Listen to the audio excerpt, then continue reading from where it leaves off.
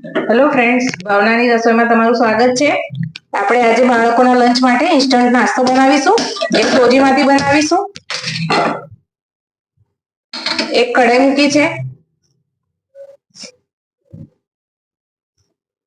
હવે આપણે આમાં તેલ ઉમેરી દઈશું।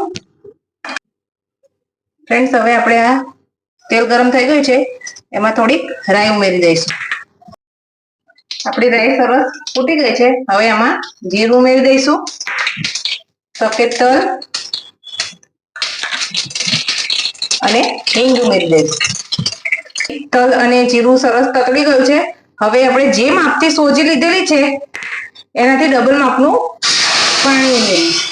એમાં સ્વાદ પ્રમાણે મીઠું અને ચીલી ફ્લેક્સ ઉમેરી દઈશું।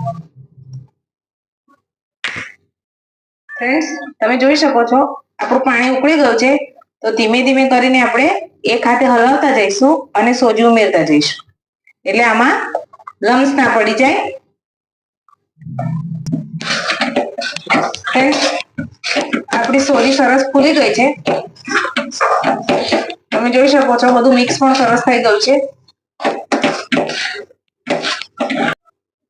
હવે આપણું બેટર સરસ સેટ થઈ ગયું છે। હવે ગેસ બંધ કરી અને એને એક બાફ। ફ્રેન્ડ્સ, આપણે આ મસાલો એક થાળમાં કાઢી લીધો છે। હવે આપણે આ સમયે એક બાફેલું બટાકું લીધેલ છે, જેને કદ્દુકસ કરી અને આમાં એડ કરી દઈશું। લીલા ધાણા એડ કરી લઈશું।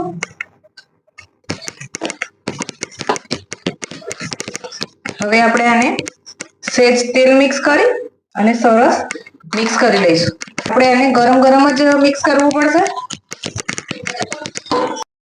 ફ્રેન્ડ્સ, હજુ આ જે મિક્સર છે એ આપણા થાળને ચોંટે છે। આ સમયે તમે એમાં કોર્નફ્લોર, મેંદો કે ચણાનો લોટ પણ એડ કરી શકો છો। તો મેં અહીંયા 2 ચમચી જેટલો મેંદો લીધો છે। હવે બધું સરસ મિક્સ કરી લઈશું। તમે જોઈ શકો છો આપણું સરસ બેટર તૈયાર થઈ ગયું છે।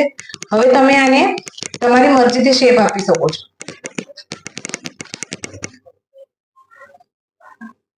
તમે આ રીતે પણ શેપ આપી શકો છો, સ્ક્વેરમાં પણ આપી છો। આ રીતે બધા રીતે શેપમાં તૈયાર કરી લઈશું। ત્યાં સુધી એક બાજુ ગેસ ઉપર આપણે તળવા માટે તેલ મૂકી દઈશું।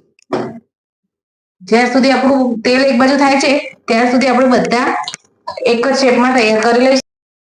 તેલ પણ આપણું સરસ ગરમ થઈ ગયું છે। હવે એક એક કરીને એમાં ઉમેરી દઈશું।